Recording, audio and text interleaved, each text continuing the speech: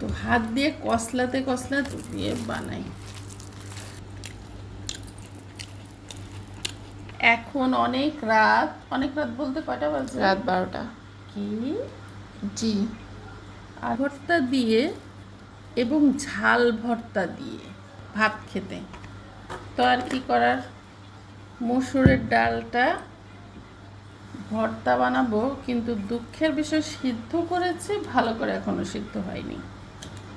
এখন আমি আবার সিদ্ধ দিয়ে দিয়েছি। ততক্ষণে আমি এখন এই যে মরিচ পেঁয়াজ দিয়ে একটু লবণ দিয়ে ভালো করে কচলিয়ে নিচ্ছি। তো আমার ডালটার পরিমাণটা খুবই কম, তো সেই জন্য আমি মরিচটা কিন্তু অতিরিক্ত বেশি দিইনি, পেঁয়াজ বেশি দিয়েছি, কারণ আমি পেঁয়াজ দিয়ে এখন ভাতটা খাবো। তো এইভাবে মরিচ পেঁয়াজ ভর্তা দিয়ে ভাত খেতে কার কার ভালো লাগে বলেন তো, আমাকে জানাবেন। হ্যাঁ, আর এই যে সরিষার তেল দিয়ে দিলাম, এইবার আর একটু সুন্দর করে কচলিয়ে কচলিয়ে মাখিয়ে নিব। তো হাত দিয়ে কসলাতে কসলাতেই কিন্তু পেঁয়াজটাকে একদম সফট করে ফেলতে হয়, তাহলে এর ভিতরে লবণ তেল মশলা সব কিছু ভালোভাবে ঢুকলে না খুবই ভালো লাগে দাঁতের নিচে যখন পড়ে। এই যে এই ভর্তাটা দিয়ে বলেন তো এক প্লেট ভাত খাওয়া যায় না? যাই হোক, আমি এখন খাবো। তো এই যে আমার ডালটা কিন্তু এই যে সিদ্ধ করে নিয়ে আসছি। বাবারে বাবা, কি গরম! এত গরমে ভর্তা বানানো যাচ্ছে না, একটু ঠান্ডা করে নিই। তো আমি এখন এই যে ডালটা ভর্তা বানিয়ে নিব, একটু রেখে দিই, ভর্তা আমি খাবো, একটু রাখলেই হবে। আর একটু দিয়ে বানাই, আর একটু ঝাল দিই। আসলে যখন ভর্তা খেতে ইচ্ছা করে তখন আর কোনো কিছুই ভালো লাগে না, ঘুম কি আর কষ্ট কি কিছুই মনে হয় না। আগে ভর্তা দিয়ে ভাত খাবো, তারপরে কলিজা ঠান্ডা করব আমি। তো আমার এই যে ভর্তাটা হয়ে গিয়েছে, আমি একটু লবণও দেখলাম, অনেক মজা হয়েছে।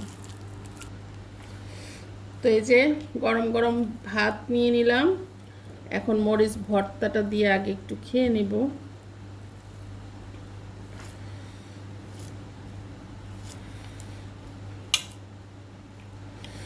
আহ, শান্তি। বিসমিল্লাহ।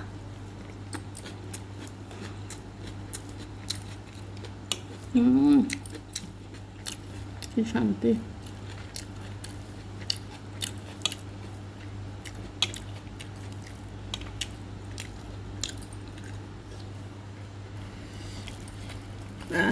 এবার ডাল ভর্তা।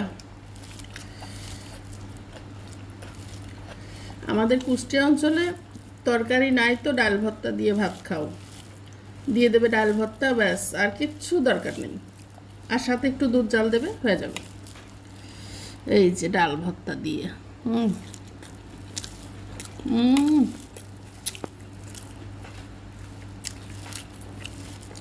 কি খাইলাম রে!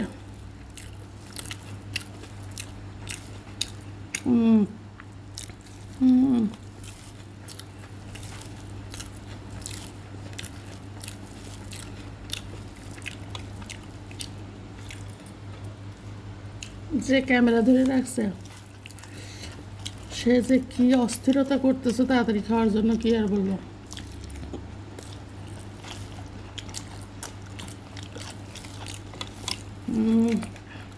আর একটু ভর্তা নেই।